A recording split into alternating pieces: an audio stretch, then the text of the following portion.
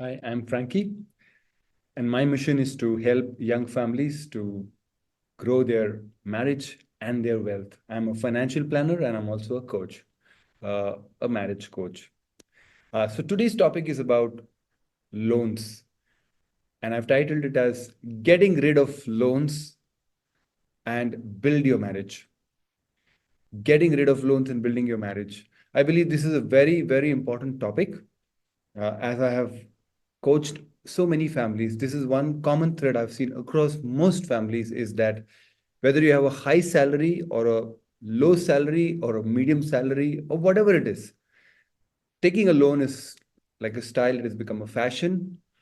Just that a lot of these young families do not realize what dent they are causing to their journey of building wealth. And I'm really burdened about this topic, and I would like to share a few pointers how to get rid of your loans faster and why and how in this session. So let's get into the session. How and why to get rid of loans and build your marriage. Now, we often talk about getting rid of loans, not taking loans, but we never understand the impact on the marriage. And today I'm going to talk a little bit about that also. So taking a loan is like admitting yourself in the hospital and after some time you get into the ICU. I often use this analogy in all my live sessions when we have a lot of young families or young folks, individuals sitting. And I tell them this because I believe this is like a pandemic. And I try to connect this with COVID. Now, taking a loan is like admitting yourself in the hospital. Why do I say this? When you are in the hospital, what are the things you can do from the hospital bed? You can't go for a birthday party. You cannot go to church. You cannot visit your friends. You can't do practically anything. You can't take care of your health. You can't go for jogging. You can't exercise. You can't eat the food that you like. You can't go to a restaurant. You can't do much of the things in your life except for probably watching reels or doing some WhatsApp. And what happens if you become serious? You get into the ICU. And in the ICU, it is so difficult that you don't know whether you will survive or you'll, uh, be lost. Same thing happens when you take a loan. And this I've seen in many families, many homes. I have not experienced this because I haven't, for whatever reason, thank God, I never, or my wife and I, we never went into loans. But those who are into loans, I can tell them that they are living a very stressful life. There are so many restrictions and they cannot build their wealth. And that's what I mean. You can't do a lot of things in your life when you are in the hospital. Same way, you cannot grow your wealth. Your wealth building journey is stunted. And I'll share with you a little bit what I mean by this. So please remember, taking a loan is one of the worst things that you can do. Yes, you can take loans. There are good and bad loans, and I'm going to talk about it. Now, why do I say so? Loans slow down the pace of building wealth. The more you take loans, it's like running with a heavy bag on your shoulders. Even the best of runner, like Usain Bolt, cannot run fast with a heavy bag. And even if the wear the best of shoes, running shoes, it won't help you. So that is the reality about loans. You cannot grow your wealth because you are constantly repaying the loan, you're constantly paying the EMI, and that's an interest. Huge portion is interest, right? When you take the loan initially. And so what is happening is any loan that you take, it is slowing the pace of your wealth building. So don't take loans and buy stuff. Instead, practice delayed gratification and save money and buy later. Your wealth will grow faster. I'm emphasizing this again. So the tendency is to take loans for anything and everything because you feel that you have a repaying capacity, right? You have 50,000 salary and you spending 30,000. You feel 20,000 you have available with you as disposable income for which you can give low EMIs. for which you can repay with EMI. So you have 20,000 rupees actually you are where you can take loans. And that's a very wrong thinking, a very faulty thinking. People who want to grow their wealth, want financial freedom as a family, and grow their marriage and relationship. A very wrong thinking. Don't do that. What you need to do instead is practice delayed gratification. You want a mobile phone, a very good mobile phone, or a good TV, or a sofa set, or whatever. Can you live without them? Can you live with your old sofa? Can you live with your old TV or your old mobile phone? As long as you can, please live. And in the meantime, keep collecting money and then buy stuff. What is happening is that you're actually growing your wealth. Let me share with you through a diagram. Let's assume that this is your age 30, and this is where you're married now and you're growing your wealth. You're investing, saving every month. And this is the wealth, this is the way your wealth will grow. And later on, because of compounding, it will grow like this by the time you are 60. You will have probably 10 to 15 crores. In another video, I'll share with you how you can actually reach this. Now, what is happening is a lot of the families are taking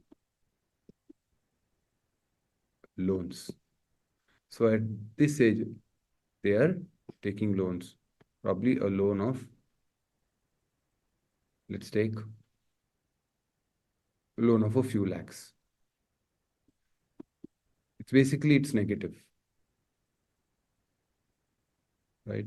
It is like this, like this, like this. But then because of compounding, it is really going like this. Now, how does it affect your wealth? Let's take this as the wealth. If you had not taken your loans, your wealth would have grown just this way. But because you have taken loans, what is happening is your wealth is growing this way.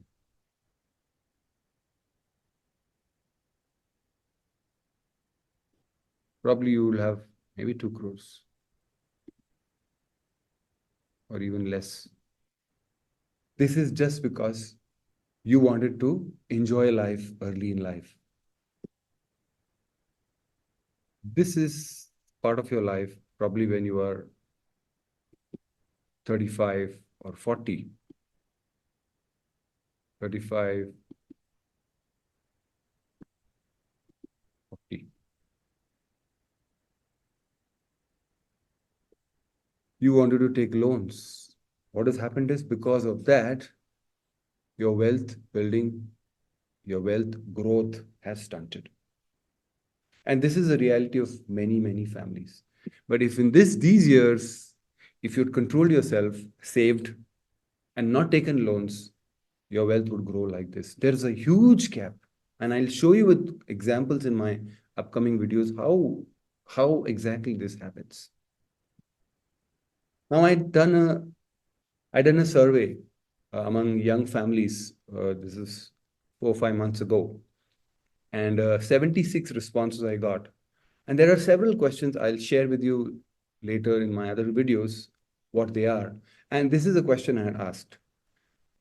How much loans do you owe banks or relatives and friends? Except for your home loan, okay? All the other loans, around 5 lakhs, less than 5 lakhs, more than 5 lakhs, or never taken loans. If you see here, there are almost 30% who have taken more than 5 lakh loans. Then there are other 30% who have taken less than 5 lakh loans. 40% those do not have loans right now, probably they have never taken loans or they have repaid their loans. So a big 60% of young families are in debt, which means their wealth will grow slow. And if you are one among them, trust me, until you repay your loans, your wealth is growing slower than expected.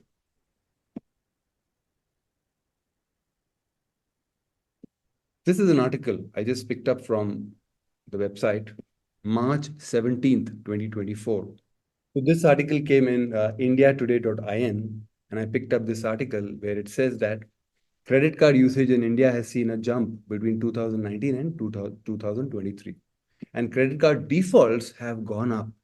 They grew by 950 crore from FY22. Right now, they stand at 4072 crores. And bulk of the credit card loans issued by banks are riskier borrowers. How a credit card pandemic is gripping India. Just a decade ago, credit cards were a rarity with stringent eligibility criteria from 2 crore in 2011 to 10 crore in 2024. The number of credit cards issued in India has seen a phenomenal jump. With it has risen the spend on credit cards and the defaults. Now India is facing a credit card pandemic. I hope you are not a part of this. Credit card loans are the worst of loans. You may end up paying 36 to 40% interest per annum. Personal loans soar in India, boasting 33% compounded annualized growth rate over 4 years. So this is an article, March 2024, and it says, in terms of market share, personal loans increased by 2.3% and agricultural loans rose to 1.9%. Now, what are the simple rules about taking loans? Now, take loans only for appreciating assets, that is your house. That's the only good loan. Of course, even a home loan should not be taken early in life. Probably in your 40s or later, you can take a home loan. I'll tell you later why. But except for home loan, there should not be any loans in your portfolio of loans. You should not take any loans. You should get rid of loans if you have already taken. Just take loans for appreciating assets because your assets are appreciating. So even if you're paying interest, eventually your asset is growing, though at a slower pace, right? Now, what do you do with your existing debt? Do your best to repay the debt, whether it is a home loan or any other debt. Repay the debt at the earliest. Unless there is tax exemption, which you are saving taxes, or you have assets parallelly growing at 12 to 15%. Otherwise, it doesn't make sense, right?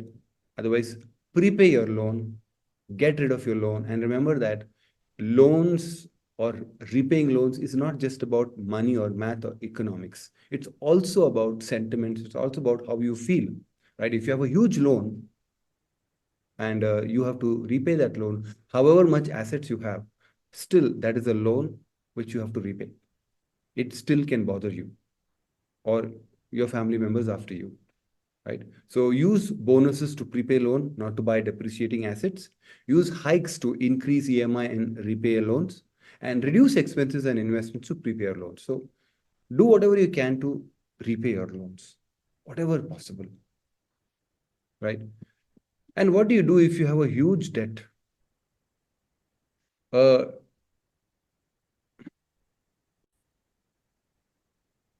and then what do you do if you have a huge debt? You are, you know, most part of your money or your income is going into repaying your debt, and you're bothering, and your debt is bothering you. What do you do? Debt repayment plan to clear a huge debt. Take stock of your loans. Please write down all your loans. Remember that Excel sheet that I've shared in my earlier video. Write down all your loans into that Excel sheet, your interest rate, EMIs, and outstanding loans, okay? Number of years pending, okay, remaining to repay your loans. Take a stock. It will help you. Second is start with a detailed budget, okay? On one side, you have to repay your loans, but on the other side, what will help you to repay your loans is how you manage your money, how you spend. Your spending has to come down drastically.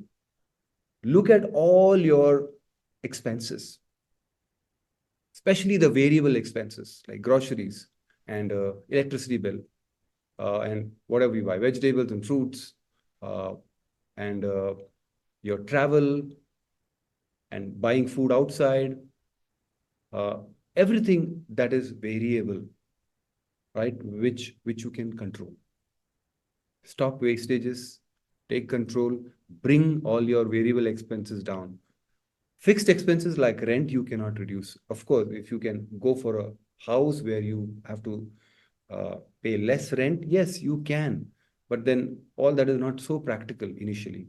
So target and shoot your variable expenses, bring down your expenses. But to do that, you need to budget and you also need to track. The families that I've helped to repay their loans and help them in managing their money. They found that tracking expenses helps them because once they track, they know where they are wasting. So cut down all your unnecessary expenses, have a good budget, and track your expenses daily, how much you're spending and where. Then prioritize loans based on either interest rates or balances. For example, you have a 10 lakh loan, a 5 lakh loan, 3 lakh loan, 2 lakh loan, or a 50,000 loan. Target the 50,000 because that's it's psychological more than economics or math. So try to repay that 50,000 so that you feel that yes, I have repaid someone. And the advantage is when you repay that 50,000, you get an additional money income because your EMI stops.